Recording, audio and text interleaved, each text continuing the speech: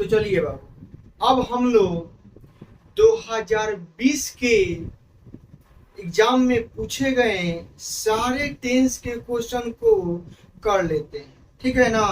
2020 में total tense से 10 question पूछे गए थे, ठीक है ना।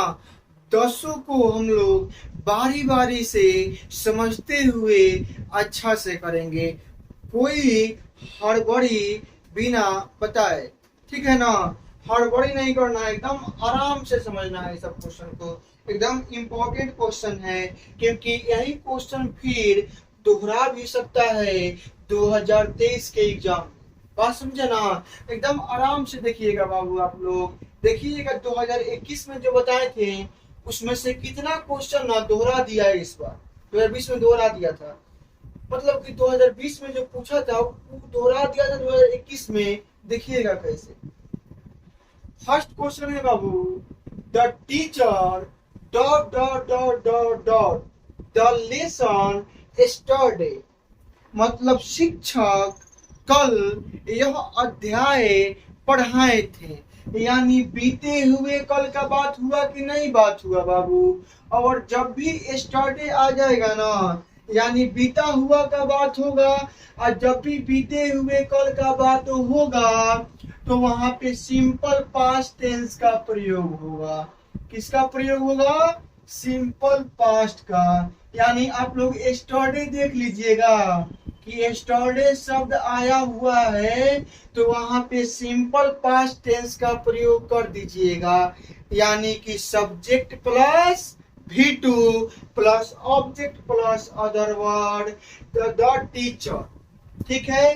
अब V2 खोजिए कौन है, यहाँ पे टीचर्स, यह तो वर्ब का 5वां रूप हो गया, और वर्ब का 5वां रूप तो प्रेजेंट टेंस में उपयोग किया जाता है, यानी ए नंबर ऑप्शन खत्म।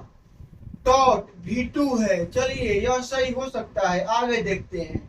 विल टीच, यह तो फ्यूचर में चला गया जबकि बात हो रहा है पास्ट का। हैज हैव, यह तो प्रेजेंट में उपयोग होता है जबकि बात हो रहा है बाबू पास्ट का। और देखिए यहाँ पे सब्जेक्ट के बाद में V2 यानी सिंपल पास्ट टेंस पकड़ा, और ऑप्शन क्वेश्चन नंबर 1 का आंसर हो जाएगा ऑप्शन नंबर बी, ठीक है। क्वेश्चन नंबर 2 पे चलते हैं। प्लीज बी क्वाइट, कृपया शांति बना के रखें। 2021 के क्वेश्चन में मिला था कीप क्वाइट, यानी एकदम शांति बना के रखिए, तो प्रेजेंट कंटिन्यूअस टेंस का प्रयोग हुआ था। यानी शांति बना के रखने के लिए कब बोलेंगे? जब हम कोई कार्य को कर रहे हो तभी ना बोलेंगे कि शांति बना के रखो। कि नहीं, कोई कार्य फ्यूचर में करेंगे और तब कहेंगे कि शांति बना के अभी से रखो, या पास्ट में किए हो काम कर किए हो और अभी बोले कि शांति बना के रखो, ऐसा हो सकता है? नहीं हो सकता है। यानी कोई कार्य प्रेजेंट में कर रहे हो तभी ना बोलेंगे प्लीज बी क्वाइट या कीप क्वाइट, यानी शांत रहो, तो प्रेजेंट कंटिन्यूअस टेंस का प्रयोग किया जाएगा। तो देखिए I dot dot dot my homework, तो सबसे पहला बात कि आई के साथ में इज का प्रयोग नहीं होगा, इसका काम खत्म। आई है, आई के साथ में देखिए यहाँ पे शैल विल प्लस वर्ब का चौथा रूप दे दिया है, जबकि शैल विल के साथ में हमेशा वर्ब का कौन रूप आता है? पहला रूप आता है। तो ऑप्शन नंबर बी ऐसे ही गलत हो गया। आई के साथ में एम आता है, सही हो सकता है। आई के साथ में आर का प्रयोग कभी नहीं होता है। 3 ऑप्शन गलत हो गया, option number C is right answer. चलिए क्वेश्चन नंबर 3 देखते हैं। क्वेश्चन नंबर 3 पे देखो, 2021 में सेम टू सेम यही क्वेश्चन पूछ दिया है 2020 का, ठीक है ना, इसलिए ध्यान से पढ़िएगा। Rita dot dot dot to the radio, यानी रीता रेडियो पे कुछ सुन रही है, तो रीता के साथ में इज लिसनिंग, रीता सुन रही है, सही है। लेकिन हम बताए हैं कि हैज हैव के साथ में हमेशा वर्ब के तीसरे रूप का उपयोग होता है, लेकिन यहाँ पे देखिए लिसनिंग लिखा है, यानी वर्ब का चौथा रूप लिखा है, इसीलिए ऑप्शन नंबर बी गलत हो जाएगा। रीता के साथ में एम का प्रयोग कभी नहीं होगा, क्योंकि एम का प्रयोग केवल आई के साथ में होता है। ऑप्शन नंबर सी भी गलत हो जाएगा। यहाँ पे देखिए हैज हैव, और हैज हैव के साथ हमेशा वर्ब का तीसरा रूप आता है, और यहाँ पे वर्ब का चौथा रूप है। ऑप्शन नंबर डी भी गलत हो जाएगा। ऑप्शन नंबर ए सही हो जाएगा। रीता रेडियो पे सुन रही है। रीता कहाँ पे सुन रही है बाबू? रेडियो पे सुन रही। चलिए आगे बढ़ते हैं क्वेश्चन नंबर 4 पे। 4 में लिखा हुआ है he dot dot dot classical music for 4 hours every day. अब देखिए बाबू यहाँ पे कितना बच्चा ना इस 4 सीन्स को देखकर और ऑप्शन में ढूंढने लगेगा कि प्रेजेंट परफेक्ट कंटिन्यूअस टेंस कहाँ है या पास्ट परफेक्ट कंटिन्यूअस टेंस कहाँ है ना जी, या फ्यूचर परफेक्ट कंटिन्यूअस टेंस कहाँ है। लेकिन यहाँ पे देखिए एक शब्द दिया हुआ है एवरीडे, और जब भी एवरीडे का प्रयोग होगा यानी वह रोज 4 घंटा क्लासिकल म्यूजिक का अभ्यास करती है। अंत में ती है आया, और अंत में ती है आया यानी सिंपल प्रेजेंट टेंस का उपयोग करेंगे, है ना बाबू। सिंपल प्रेजेंट टेंस एवरीडे आया यानी सिंपल प्रेजेंट टेंस का प्रयोग करेंगे। तो सिंपल प्रेजेंट टेंस में क्या होता है, सब्जेक्ट के बाद में V1 या V5, है ना, और ही के साथ में क्या लगेगा, ही एक सिंगुलर सब्जेक्ट है, और ही के साथ में वर्ब का 5वां रूप लगेगा। तो चलिए देखते हैं वर्ब का 5वां रूप कहाँ है। पहले देखो ऑप्शन से कट जाएगा।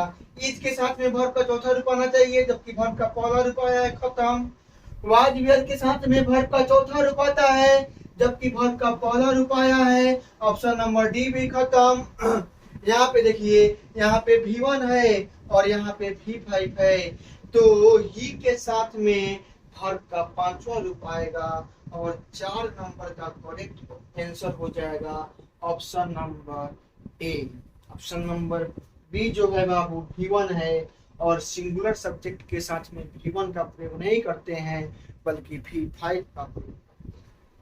क्वेश्चन नंबर 5 पे चलते हैं। क्वेश्चन नंबर 5 में लिखा हुआ है U dot dot dot the piano. U dot dot dot the piano. अब यू है तो यू के साथ में एम का प्रयोग होगा नहीं, यू के साथ में इज का प्रयोग होगा नहीं, यू के साथ में आर का प्रयोग हो सकता है, होगा। यू के साथ में वाज का प्रयोग नहीं होता है बाबू, वर का प्रयोग होता है, यानी ऑप्शन नंबर डी भी खत्म। Option number C is a right answer.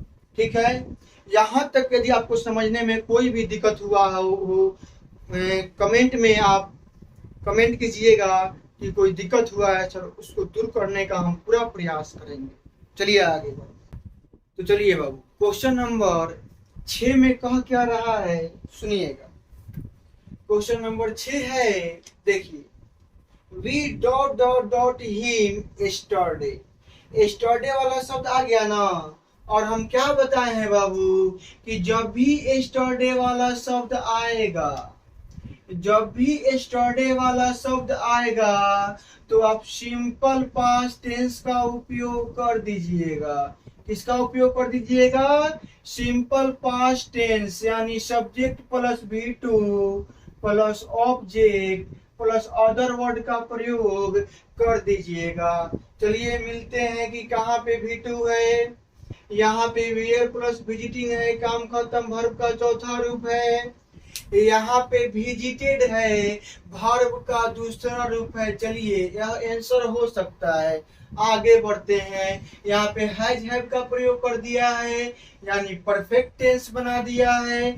यहाँ पे शैल विल का प्रयोग कर दिया है, यानी फ्यूचर टेंस बना दिया गया है। बात हो रहा है पास्ट का, बना दिया फ्यूचर। कभी संभव है बाबू? नहीं है। यहाँ पे बना दिया था प्रेजेंट, संभव है बाबू? नहीं है। V2 यही बचा, एक ही ऑप्शन बचा अपने पास, वह है ऑप्शन नंबर बी। तो 6 का बाबू आंसर हो जाएगा ऑप्शन नंबर बी। 7 नंबर का आंसर देखिएगा बाबू, ही ड्राइव टू वर्क। क्वेश्चन पूछा है, यानी हेल्पिंग वर्ब को बाहर फेंका होगा, और ड्राइव जो है वर्ब का कौन रूप है, पहला रूप है।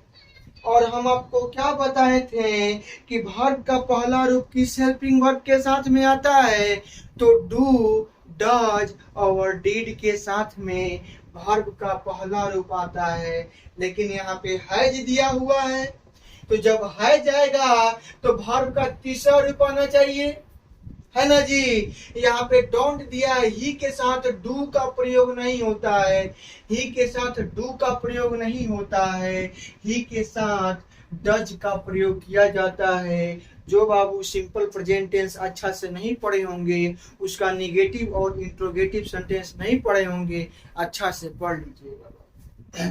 चलिए क्वेश्चन नंबर 8 को देखते हैं। देखिए क्वेश्चन नंबर 8 में पहले ही आपको दिख गया एस्टरडे। क्या दिख गया, एस्टरडे। और जहां पे एस्टरडे आएगा कौन टेंस लगेगा, सिंपल पास्ट टेंस, यानी सब्जेक्ट प्लस V2 लगेगा। बाबू इससे क्वेश्चन ना बहुत ज्यादा पूछता है, एकदम इसको याद रखिएगा। एस्टरडे वाला हर एक साल एक ना एक क्वेश्चन दे ही देता है। एस्टरडे जब भी आएगा सिंपल पास्ट हो जाएगा, और सिंपल पास्ट का स्ट्रक्चर क्या होता है बाबू, सब्जेक्ट प्लस V2। तो आई और V2 खोजते हैं। गो तो बाबू मूल रूप है, यानी V1 है। गोइंग तो वर्ब का चौथा रूप है। टू गो लगा दिया है, सब्जेक्ट प्लस V2। गो का V2 होता है बाबू वेंट। गो वेंट गोन, तो गो का बाबू V2 होता है वेंट, तो इसका राइट आंसर हो जाएगा वेंट, यानी ऑप्शन नंबर डी। 8 का आंसर क्या हो जाएगा बाबू, ऑप्शन नंबर डी। चलिएगा क्वेश्चन नंबर 9 पे।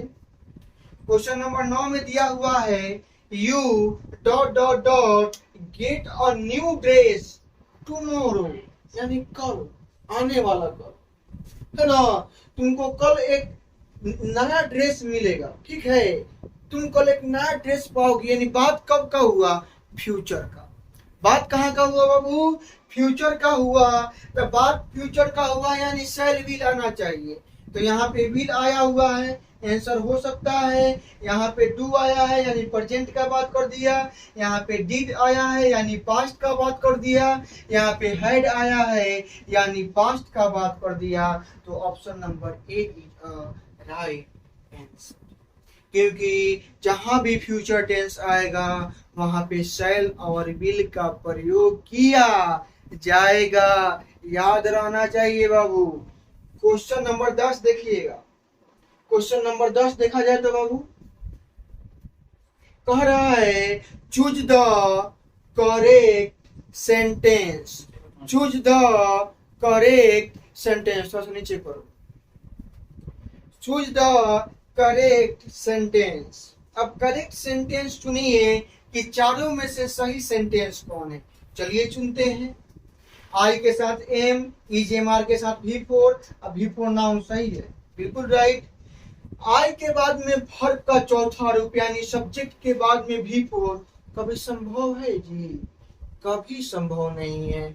जब भी V4 आएगा अपने पहले या तो EJMR लाएगा, नहीं तो वाज वर लाएगा, और नहीं तो शैल विल प्लस बी लाएगा, तभी वर्ब का चौथा रूप आ सकता है, नहीं तो नहीं आएगा। आई गोन नाउ, गोन क्या है बाबू, वर्ब का तीसरा रूप है। गो वेंट गोन, गोन वर्ब का कौन रूप है बाबू, तीसरा रूप है। और V3 भी सब्जेक्ट के तुरंत बाद में जिंदगी में कभी भी नहीं आ सकता है। V3 जब भी आएगा सब्जेक्ट के बाद में तो अपने पहले या तो हैज हैव लाएगा, नहीं तो हैड लाएगा, नहीं तो शैल विल प्लस हैव लाएगा। तो ऑप्शन नंबर सी भी क्या हो गया, गलत हो गया। और यहाँ पे देखिए बाबू, शैल विल के साथ में वर्ब का चौथा रूप दिया हुआ है, और हम क्या बताए हैं कि शैल विल के तुरंत बाद में यदि कोई वर्ब आता है तो अपने बाद हमेशा वर्ब का पहला रूप लाएगा। वर्ब का चौथा रूप कभी भी शैल विल तुरंत अपने बाद में लेकर नहीं आ सकता है, यानी ऑप्शन नंबर डी भी क्या हो गया, रॉन्ग हो गया। क्वेश्चन नंबर 10 का राइट आंसर हुआ ऑप्शन नंबर ए, यानी आई एम गोइंग नाउ। तो बाबू टेंस का पूरा क्वेश्चन हो गया। 2020 में पूछा हुआ, 2019 में पूछा हुआ टेंस का सारा क्वेश्चन करवाते हैं अगले वीडियो।